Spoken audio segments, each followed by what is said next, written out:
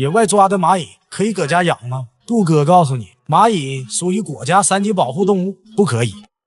2年半前，天商决定养蚂蚁。养蚂蚁，首先你得有蚂蚁。那么怎么抓蚂蚁呢？首先准备3个喝完的矿泉水瓶，一把刀子，3根一次性筷子和一个透明胶带，用美工刀把饮料瓶切开，加入路边小朋友爱吃的点心，把瓶子头部套在瓶身上，用透明胶带固定，插上一根一次性筷子，一个蚂蚁捕捉装置就完成了。另外2个瓶子里放入糖和蜂蜜，把瓶子靠在墙边，看看这3种食物哪只瓶子会抓到的蚂蚁最多呢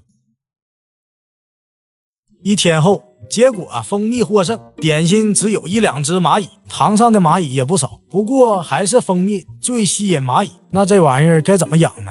养蚂蚁需要2个容器，一个是觅食区，一个是筑巢区。觅食区是蚂蚁收集食物和倒垃圾的地方，筑巢区是蚂蚁居住的地方。什么样的容器都可以，最好是用玻璃或者亚克力做成的透明盒子，这样方便观察。还需要一些无色无味的透明管子，这是蚂蚁通过的隧道。根据饲养的蚂蚁选择管子的宽度，粗的管子可以通过双向式车道，而细的管子只能做单行道。在亚克力盒子上先画好位置，用电钻做2个孔，没有电钻的可以用剪刀把管子在液水中加热变圆，然后插到孔里。这是筑巢区和觅食区的连接通道。如果平时不用，可以用棉花或者胶带堵住。为了防止蚂蚁逃跑，在亚克力盒子的上方涂上这种特氟龙无毒的液体，涂上后盒子会变得非常光滑，蚂蚁爬到这里会被滑倒并掉回底部。现在开始装饰觅食区，用一层细沙子铺在里面，捡2块没人要的石头和树枝，给它们更多的空间探索。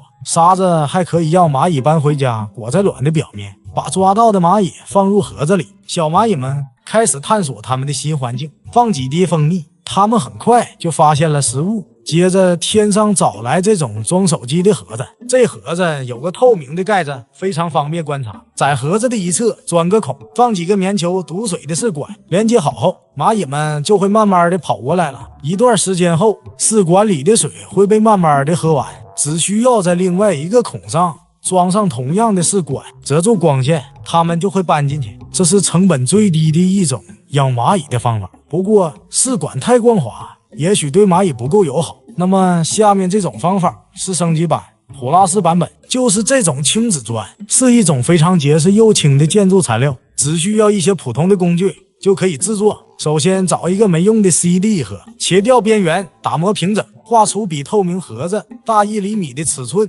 切下轻质砖，在内部标记一个缩小1厘米的大小，定位好接管子的位置，在这个大小内画一个自然的形状，然后用螺丝刀和锤子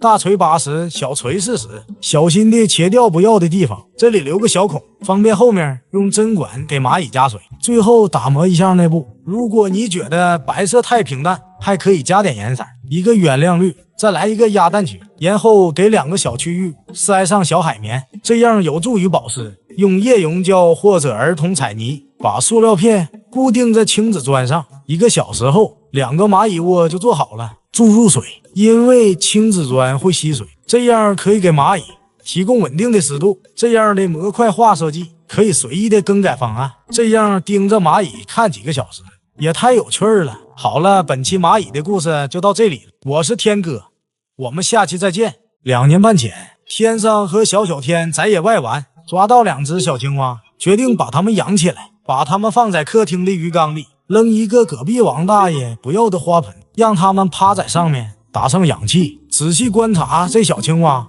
，2只滴溜溜的大眼睛，太可爱了。可是天嫂看了这玩意儿挺害怕，不允许天商在家养这玩意儿，这能引？自然是不能的，不是我吹。家庭地位这块天商还没输过，在院子里养不是一样养吗？开局1个盒，装备全靠捡，把花盆放到亚克力盒子里，底部铺上火山石颗粒，方便保湿和透水，然后在上面铺上刺玉土，放上块捡来的烂木头，插上院子角落里的一棵植物和苔藓，表面撒上一些2手水草泥，这样一个青蛙造景缸就完成了。我第一个哈哈。还挺好看的，满足感满满。给缸里加水，水没过花盆就可以。如果觉得水浑，可以这样换水，把小青蛙扔里面，盖好盖子，保护它们的安全。小青蛙来到这陌生的新环境，开心地探索了起来。没过多久，它们就喜欢上了这里。你能找到它们吗？这个花盆就是它们的洗浴中心，想泡澡的时候可以跳进去。那么它们吃啥呢？当然是这种大部分小动物都喜欢吃的面包虫，虽然有点大，但是实在太大了。我明白了，蛙哥不是不喜欢，而是在卖萌，这太卡哇伊了。大小伙子吃点东西，磨磨唧唧的，今天就让你长长见识。给这只也来个消音器。院子里阳光明媚，蛙哥平时就躲在了木头下面。一周后，天上很久没观察蛙哥了，过来一看，好家伙，是我穿越了，还是蛙哥退化了？这怎么成蝌蚪了？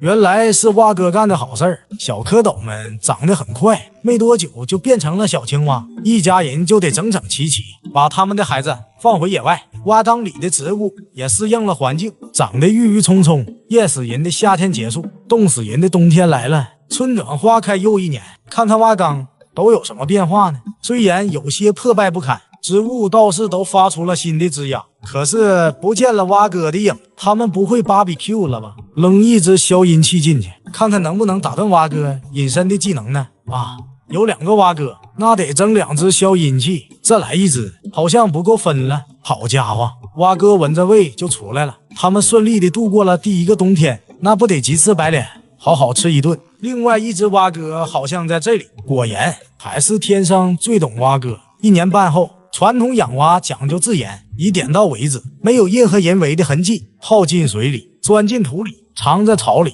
他逃他追，他插翅难飞。蛙哥们在这个小生态系统中健康成长，在这个大 house 里想住哪就住哪，非常惬意。别的天生喂不起，这面包虫随便吃，天生跟别的不行。养青蛙绝对是这个。很快夏天就过去了，到了第2年的冬天，花盆里加点水，希望蛙哥们能完整的度过冬眠。偷偷观察一下，看看蛙哥在哪里冬眠呢？这里有个洞，虽然长了很多青苔，但是隐约可以看到蛙哥的身影，睡得很安详。一天又一天，一年又一年，到了3月，棉裤一脱，春姑娘就来了。植物已经提前发芽了，看看蛙哥睡醒了没？蛙哥居然还活着，据说看到这场景的人都感动的哭了。到了4月，是养这2只小卡拉米，已经整整2年。打开盒子，这是养1盆土的普若马克思原谅绿套餐。蛙哥也被春天的气息唤醒，加点水促进它们的新陈代谢，来点原味面包虫。不过蛙哥也没法跟仓鼠比，鼠哥吃面包虫从来不看辛弃疾。后来蛙哥找遍了整个仓鼠笼子，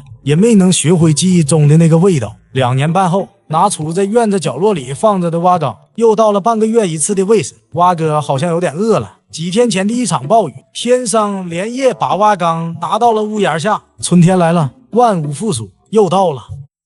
这是什么情况？谁能给我个解释？养了这么久，可是2年半以来第一次拍到这个场景。养了3年都能非常开心的2只小青蛙，天生觉得他们的蛙片可以拍连续剧了。完成了一次维护后，就不再打扰它们。这个小河相当于在大自然中切来的一小块蛋糕，随着时间的变化而变化的小小生态环境，也见证了生命的奇迹。那么问题来了，你们觉得这种养青蛙的方式合理吗？好了，本期青蛙的故事就到这里，我是天哥，我们下期再见。